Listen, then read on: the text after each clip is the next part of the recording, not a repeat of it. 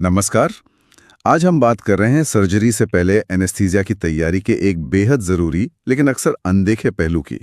मेरा मतलब है प्री ऑपरेटिव मूल्यांकन और प्री मेडिकेशन।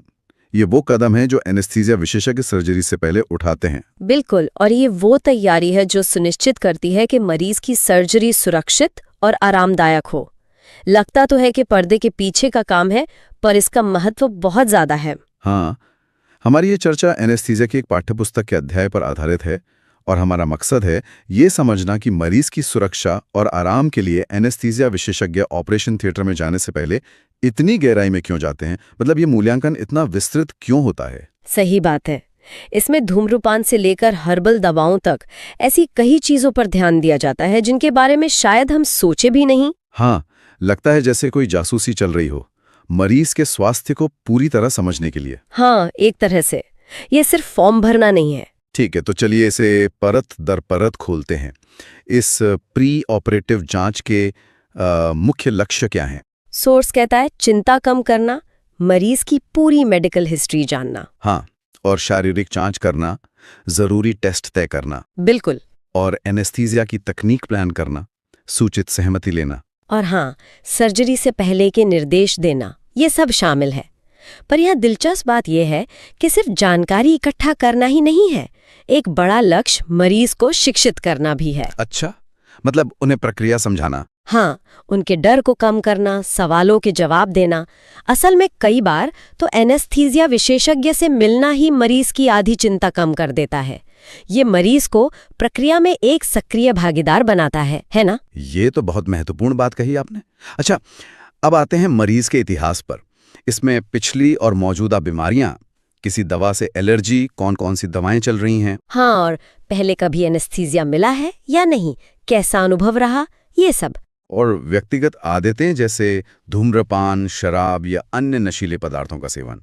ये व्यक्तिगत आदतें जानना क्यों इतना जरूरी हो जाता है? क्योंकि ये आदतें, मतलब जैसे आपने कहा धूम्रपान, शराब, ये सीधे तौर पर शरीर की एनेस्थीसिया और सर्जरी के प्रति प्रतिक्रिया को प्रभावित करती हैं। कैसे? जैसे धूम्रपान फेफड़ों की कार्यक्षमता कम करता है, ऑक्सीजन सप्लाई में बाधा डालता है और वायुमार्ग को अधिक संवेदनशील बना देता है। ओह, और शराब या नशीली दवाओं का सेवन लिवर के काम करने के तरीके को बदल सकता है, जिससे एनेस्थीसिया दवाओं की जरूरत और उनका असर दोनों बदल सकते हैं। समझ गया। इसके बाद आती है शारीरिक परीक्षा। इसमें सिर्फ नाड़ी और ब्लड प्रेशर ही नहीं देखा जाता, और क्या क्या देखते हैं? हाँ, इसमें दिल, फेफड़े, लिवर, नर्वस सिस्टम, पेट और रीढ़ की हड्डी की भी जांच होती है। मतलब एक पूरी जांच।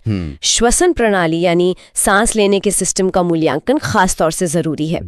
स्रोत में एक दिलचस्प टेस्ट का जिक्र है, ब्रेथ होल्डिंग टाइम। तो ये सामान्य माना जाता है। अच्छा। लेकिन अगर 15 सेकेंड से कम रोक पाते हैं तो ये दिल और फेफड़ों की क्षमता में, मतलब कार्डियो रेस्पिरेटरी रिजर्व में गंभीर कमी का संकेत हो सकता है। ये एक त्वरित लेकिन उपयोगी जांच है। और शायद सबसे महत्वपूर्ण है वायुमार्ग का मूल्यांकन, यानी ये देखना कि मुंह कितना खुलता है, नकली दांत हैं या नहीं, गर्दन कितनी मुड़ सकती है वगैरह। इसमें वो मलमल पट्टी ग्रेडिंग जैसी तकनीकें इस्तेमाल होती है ना? हाँ, बिल्कुल। ये इतना जरूरी क्यों है? क्योंकि एनेस्थीसिया के दौरान मरीज के लिए सांस लेना वो सबसे जरूरी है और इसके लिए वायुमार्ग का खुला रहना अनिवार्य है। हाँ, वो तो है। अगर सांस की नली डालने, मतलब इंट्यूबेशन या मास्क से हवा देने में कोई दिक्कत आती है तो ये जानलेवा स्थिति बन सकती है। इसलिए पहले से ही किसी भी संभावित मुश्किल का अंदाजा लगाना और उसके लिए तैयार रहना बेहद जरूरी है। इसे हल्के में नहीं लिया जा सकता, बिल्कुल नहीं। सही कहा। अब बात करते हैं जांचों की, जैसे सीबीसी, किडनी और liver function test, ECG, X-ray chest वगैरह। दिलचस्प बात यह है कि टेक्स्ट बुक बताती है कि अब हर मरीज के लिए सारे टेस्ट कराने का चलन कम हो रहा है। हाँ, अब जरूरत के हिसाब से ही टेस्ट कराए जाते हैं। मतलब मरीज के इतिहास और शारीरिक परीक्षा के आधार पर तय होता है कि कौन सा टेस्ट जरूरी है। तो ये एक साइज सब पर फिट वाला नजरिया बदल रहा है। बिल्कुल, ये दिखाता है कि मेडिकल प्रैक्टिस कैसे सबूतों के आधार पर विकसित हो रही है। जैसे ईसीजी अब मुख्य रूप से उन मरीजों के लिए है जिनकी मेडिकल हिस्ट्री में दिल की समस्या है या जो उच्च जोखिम वाली सर्जरी करवा रहे हैं, ना कि सिर्फ उम्र के आधार पर। अच्छा। इसी तरह छाती का एक्सरे भी केवल उन मरीजों के लिए सुझाया जाता है जिन्हें ऑपरेशन के बाद फेफड़ों की समस्या होने का ज्यादा खतरा हो। लेकिन एक दिलचस्प स्थानीय अंतर का भी जिक्र है। पश्चिमी गाइडलाइंस शायद सीबीसी भी चुनिंदा मरीजों में ही करने को कहती हैं, पर भारत में एनीमिया मतलब खून की कमी इतना आम है कि यहाँ लगभग सभी मरीजों का सीबीसी कराया जाता है। हाँ, ये स्थानीय स्वास्थ्य परिस्थितियों के हिसाब से मेडिकल प्रैक्टिस के ढलने का बढ़िया उदाहरण है। जो गाइडलाइंस एक जगह सही है, जरूरी नहीं कि दूसरी जगह भी उतनी ही उपयुक्त हो। ठीक है, तो ये सारी जानकारी इकट्ठा करने के बाद मरीजों को अमेरिकन सोसाइटी ऑफ एनेस्थीसियोलॉजिस्ट यानी ASA ग्रेड दिया जाता है 1 से 6 तक। ये ग्रेडिंग सिस्टम क्या बताता है? ये मरीज के समग्र स्वास्थ्य और सर्जरी से जुड़े जोखिम को बताने का एक मानकीकृत मतलब स्टैंडर्डाइज तरीका है। ग्रेड 1 पूरी तरह स्वस्थ व्यक्ति, जबकि ग्रेड V एक बेहद बीमार व्यक्ति को जिसके बचने की उम्मीद ऑपरेशन के बिना भी बहुत कम है। ग्रेड 6 ब्रेन डेड मरीजों के लिए होता है जो अंगदान करते हैं। आमतौर पर जितना ज्यादा ASA ग्रेड, उतना ही ज्यादा ऑपरेशन के दौरान या बाद में जटिलताओं या मृत्यु का खतरा होता है। लेकिन स्रोत इसकी कुछ सीमाओं की ओर भी इशारा करता है ना? जैसे शुरुआत में इसमें उम्र या मोटापा शामिल नहीं था, जो एनेस्थीसिया के लिहाज से तो बहुत बड़े कारक हैं। सही बात है। हालांकि 2014 की नई गाइडलाइंस में मोटापे को शामिल कर लिया गया है। जिनका BMI 40 से कम है वो ग्रेड 2 और जिनका 40 से ज्यादा है वो ग्रेड 3 माने जाते हैं। तो ये दिखाता है कि कैसे मानक वर्गीकरण भी समय और नए सबूतों के साथ विकसित होते हैं। बिल्कुल। और एक और सीमा ये है कि ये ग्रेडिंग सिर्फ मरीज की हालत बताती है। सर्जरी कितनी बड़ी या जोखिम भरी है ये नहीं बताती। मोतियाबिंद की सर्जरी और दिल की बड़ी सर्जरी का जोखिम बिल्कुल अलग है, भले ही मरीज का ASA ग्रेड एक ही क्यों ना हो। अच्छा, तो ASA ग्रेड पूरी तस्वीर का सिर्फ एक हिस्सा है। हाँ, बस एक हिस्सा। अब आते हैं उस हिस्से पर जो वाकई काफी जटिल लगता है, मरीज की पहले से चल रही दवाओं का प्रबंधन। यहाँ तो बहुत कुछ ध्यान में रखना होता होगा। हाँ, ये वाकई एक संतुलन बनाने वाला काम है।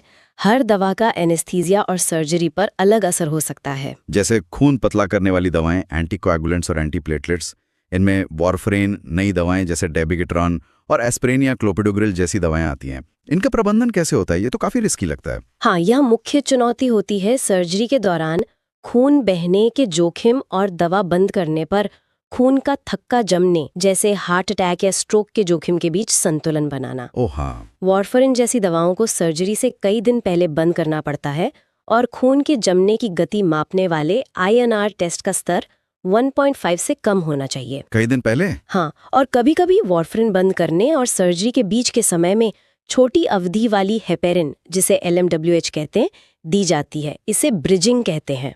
अच्छा, ब्रिजिंग। और एस्पिरिन का क्या? वही एस्पिरिन अक्सर चालू रखी जाती है, खासकर दिल के मरीजों में, क्योंकि इससे बंद करने का खतरा मतलब स्ट्रोक या हार्ट अटैक का खतरा खून बहने के थोड़े बड़े हुए जोखिम से ज्यादा माना जाता है। तो एस्पिरिन बंद नहीं करते ज्यादातर नहीं, पर क्लोपिडोग्रिल जैसी दवाएं आमतौर पर 5 दिन पहले बंद की जाती हैं और अगर कोई इमरजेंसी हो तो प्लेटलेट ट्रांसफ्यूजन की जरूरत पड़ सकती है। समझ गया। और डायबिटीज की दवाएं, गोलियां और इंसुलिन? सर्जरी के दौरान और बाद में ब्लड शुगर का नियंत्रण बहुत महत्वपूर्ण है।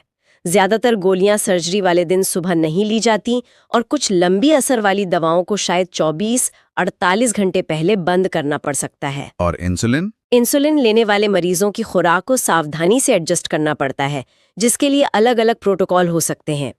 लक्ष्य होता है कि ब्लड शुगर बहुत ज्यादा या बहुत कम न हो, मतलब एक रेंज में रहे। ठीक है। और हाई ब्लड प्रेशर की दवाएं मतलब एंटी हाइपरटेंसिव्स? ज्यादातर दवाएं सर्जरी वाले दिन भी जारी रखी जाती हैं ताकि ब्लड प्रेशर स्थिर रहे। ब्लड प्रेशर स्थिर रहे। लेकिन ACE इनहिबिटर्स और ARBs जैसी कुछ दवाओं की सुबह की खुराक रोकने की सलाह दी जाती है। क्यों? क्योंकि ये एनेस्थीसिया के दौरान ब्लड प्रेशर को खतरनाक स्तर तक कम कर सकती हैं। अच्छा। अब स्टेरॉइड दवाएं लेने वाले मरीजों के बारे में क्या? आपने कहा था ये महत्वपूर्ण है। हाँ, ये बहुत महत्वपूर्ण है। अगर किसी मरीज ने हाल ही में लंबे समय तक स्टेरॉइड लिया है तो हो सकता है कि उनकी एड्रीनल ग्रंथि ठीक से काम ना कर रही हो। एड्रीनल ग्रंथि? हाँ, जो स्ट्रेस हार्मोन बनाती है। सर्जरी एक बड़ा शारीरिक तनाव है और ऐसे में शरीर को ज्यादा स्ट्रेस हार्मोन मतलब कॉर्टिसोल की जरूरत होती है। अगर ग्रंथि पर्याप्त हार्मोन नहीं बना पा रही है तो मरीज का ब्लड प्रेशर गिर सकता है, जो खतरनाक है। तो फिर क्या करते हैं? इसलिए ऐसे मरीजों को सर्जरी के दौरान अतिरिक्त स्टेरॉइड देने की जरूरत पड़ती है, जिसे स्ट्रेस डोज कहते हैं। ये तो वाकई ध्यान रखने वाली बात है। और क्या कोई और दवाएं या पदार्थ हैं जिनका ध्यान रखना जरूरी है? हाँ, कई हैं, जैसे हर्बल दवाएं या सप्लीमेंट्स। लोग सोचते हैं ये प्राकृतिक हैं तो सेफ हैं, पर उन्हें भी सर्जरी से कम 1 हफ्ता पहले बंद कर देना चाहिए। हर्बल दवाएं भी? क्यों? क्योंकि वे खून के जमने या अन्य दवाओं के असर को प्रभावित कर सकती हैं। हमें पता नहीं होता कि उनका क्या इंटरैक्शन होगा। धूम्रपान छोड़ना हमेशा फायदेमंद है, आदर्श रूप से तो 8 हफ्ते पहले, लेकिन 12 घंटे पहले छोड़ने से भी कार्बोक्सी हीमोग्लोबिन का स्तर कम होता है और ऑक्सीजन सप्लाई बेहतर होती है। सिर्फ 12 घंटे में भी फर्क पड़ता है? हाँ, कुछ फर्क पड़ता है। और यहाँ तक कि एस्ट्रोजन वाली गर्भ निरोधक गोलियां भी खून के थक्के जमने मतलब डीवीटी का खतरा बढ़ाती हैं, इसलिए उन्हें भी 4 हफ्ते पहले बंद करने की सलाह दी जाती है। बाप रे, ये तो मतलब एनेस्थेटिस्ट को कितनी सारी चीजों पर विचार करना पड़ता है। बिल्कुल, दवाओं का प्रबंधन वाकई एक जटिल पहेली है। सही कहा। अच्छा, तो दवाओं के अलावा सर्जरी से ठीक पहले के निर्देश क्या होते हैं? जैसे खाने पीने को लेकर वो उपवास वाले नियम? हाँ, ये नियम एस्पिरेशन के जोखिम को कम करने के लिए है। एस्पिरेशन यानी पेट की चीजों का सांस की नली और फेफड़ों में चले जाना, जो एनेस्थीसिया के दौरान बहुत खतरनाक हो सकता है। हाँ, बहुत खतरनाक। तो नियम क्या है? स्रोत के अनुसार ठोस भोजन सर्जरी से 8 घंटे पहले बंद कर देना चाहिए। 8 घंटे? हाँ, हल्का भोजन 6 घंटे पहले तक लिया जा सकता है, और साफ तरल पदार्थ जैसे पानी या बिना गूदे वाला जूस वो सर्जरी से 2 घंटे पहले तक पी सकते हैं। 8, 6 और 2 घंटे, ठीक है। ये समय सीमाएं सुरक्षा और मरीज के आराम के बीच संतुलन साधती हैं। शिशुओं के लिए नियम थोड़े अलग हैं। स्तनपान 4 घंटे पहले तक और फॉर्मूला दूध या ठोस आहार 6 घंटे पहले तक। और दूसरे निर्देश जैसे नकली दांत, कॉन्टैक्ट लेंस? हाँ, नकली दांत, कॉन्टैक्ट लेंस, गहने और मेकअप हटाना शामिल है। और हाँ, प्रक्रिया के लिए सूचित सहमति लेना भी इसी चरण का हिस्सा है। ये सब छोटी छोटी बातें मरीज की सुरक्षा सुनिश्चित करने में मदद करती हैं। अब बात करते हैं प्री मेडिकेशन की, यानी सर्जरी से पहले दी जाने वाली दवाएं। पाठ्य पुस्तक इस बात पर जोर देती है कि ये दवाएं अब हर मरीज को नियमित रूप से नहीं दी जाती। हाँ, अब वो जमाना गया। बल्कि उद्देश्य के साथ जरूरत के अनुसार दी जाती हैं। इनके लक्ष्य क्या हैं? मुख्य लक्ष्य है मरीज की चिंता कम करना, ब्लड प्रेशर और हृदय गति को स्थिर रखना, थोड़ी बेहोशी लाना, दर्द कम करना और घटना की याददाश्त मिटाना, जिसे एमनीजिया कहते हैं। अच्छा। पेट की सामग्री के फेफड़ों में जाने एस्पिरेशन और मतली उल्टी के जोखिम को कम करना, और कभी-कभी मुंह के स्राव को कम करना या संक्रमण को रोकना। तो अब हर किसी को बेहोशी या मुंह सुखाने की दवा नहीं दी जाती? पहले तो शायद देते थे। हाँ, पहले ज्यादा रूटीन था, पर अब आधुनिक एनेस्थीसिया लक्षित प्री मेडिकेशन पर जोर देता है। अगर एनेस्थीसिया विशेषज्ञ से मिलने और बात करने के बाद मरीज शांत है तो उसे चिंता कम करने की दवा जैसे मिडाजोलम शायद न दी जाए। इसी तरह मुंह सुखाने वाली दवाएं एंटीकोलिनर्जिक्स जैसे ग्लाइकोपाइरोलेट भी तभी दी जाती हैं जब सर्जरी के प्रकार के कारण इसकी खास जरूरत हो, जैसे मुंह के अंदर की सर्जरी। ग्लाइकोपाइरोलेट? एट्रोपिन क्यों नहीं? ग्लाइकोपाइरोलेट को एट्रोपिन पर प्राथमिकता दी जाती है क्योंकि ये ब्लड ब्रेन बैरियर को पार नहीं करती, मतलब दिमाग पर असर नहीं डालती और कंफ्यूजन जैसे साइड इफेक्ट नहीं होते। अच्छा, ये तो महत्वपूर्ण है। और एस्पिरेशन या मतली उल्टी रोकने वाली दवाएं? एस्पिरेशन रोकने वाली दवाएं जैसे मेटोक्लोप्रोमाइड या एंटासिड केवल उन मरीजों को दी जाती हैं जिनमें इसका खतरा ज्यादा हो, जैसे गर्भवती महिलाएं या पेट की कुछ विशेष समस्याओं वाले मरीज। सबके लिए नहीं।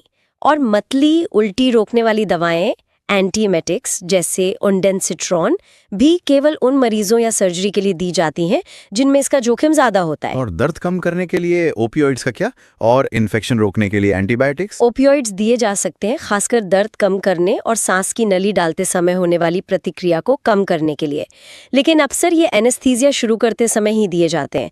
प्री मेडिकेशन के तौर पे कम। एंटीबायोटिक्स का समय बहुत महत्वपूर्ण है। वो क्यों? उन्हें इस तरह दिया जाता है कि जब सर्जन पहला चीरा लगाए तब खून में दवा का स्तर सबसे ज्यादा हो, तभी वो सर्जिकल साइट इन्फेक्शन को सबसे प्रभावी ढंग से रोक सकती हैं। आमतौर पर ये चीरा लगाने से लगभग 60 मिनट पहले होता है। तो टाइमिंग बहुत जरूरी है एंटीबायोटिक्स के लिए। बिल्कुल। तो कुल मिलाकर प्री मेडिकेशन बहुत व्यक्तिगत और जरूरत पर आधारित हो गया है, मतलब काफी बदल गया है। हाँ बिल्कुल। लक्ष्य है अनावश्यक दवाओं और उनके दुष्प्रभावों से बचना, और केवल वही दवाएं देना जिनकी वाकई में जरूरत है। तो चलिए इस पूरी चर्चा को समेटते हैं। हमने देखा कि प्री ऑपरेटिव मूल्यांकन एक बहुत विस्तृत प्रक्रिया है जिसमें मरीज का इतिहास, शारीरिक परीक्षा, जरूरत के अनुसार जांचें और ASA ग्रेड से जोखिम का अंदाजा लगाना शामिल है। काफी कुछ है। हाँ, और दवाओं का प्रबंधन बेहद जटिल है, जिसमें पहले से चल रही कई दवाओं को कब रोकना है, कब जारी रखना है या कैसे बदलना है, इस पर ध्यान देना होता है। इसमें प्रिस्क्रिप्शन दवाओं के साथ साथ हर्बल सप्लीमेंट्स और मरीज की आदतें भी शामिल हैं। हमेशा जोखिम और फायदे का संतुलन देखना होता है। बिल्कुल। उपवास के नियम सख्त हैं लेकिन सुरक्षा के लिए जरूरी है। 8-6-2 घंटे वाला नियम। और प्री मेडिकेशन अब नियमित नहीं बल्कि उद्देश्यपूर्ण है, जो मरीज और सर्जरी की खास जरूरतों पर केंद्रित है। और इन सबका एक ही व्यापक लक्ष्य है, पूरी तैयारी और व्यक्तिगत योजना के जरिए मरीज की सुरक्षा को अधिकतम करना, ताकि एनेस्थीसिया और सर्जरी का अनुभव यथासंभव सुरक्षित और सहज हो। ये एक गहरी नज़र थी उस सब पर जो एनेस्थीसिया देने से पहले होता है। ये सिर्फ मरीज को सुलाने की तैयारी नहीं है, बल्कि विज्ञान, सावधानी और व्यक्तिगत देखभाल का एक जटिल संगम है। वाकई सोचने के लिए कितना कुछ है। बिल्कुल, यह तैयारी चरण की बारीकियों और उसके महत्व को उजागर करता है। हर छोटी जानकारी मायने रखती है। यहाँ एक विचार छूट जाते हैं सोचने के लिए। हमने देखा कि कैसे गाइडलाइंस विकसित हो रही हैं, जांचों के मानदंड बदल रहे हैं, ASA ग्रेड में मोटापे को शामिल किया गया है। ये सोचने पर मजबूर करता है अगले दशक में प्री ऑपरेटिव प्रैक्टिस के कौन से पहलू बदल सकते हैं, जैसे जैसे और सबूत सामने आएंगे। क्या जेनेटिक टेस्टिंग भविष्य में दवाओं के प्रति मरीज की प्रतिक्रिया का अंदाजा लगाने में मदद करेगी, या पहनने योग्य तकनीक मतलब वेरेबल टेक लगातार निगरानी में कोई नई भूमिका निभाएगी? देखना दिलचस्प होगा।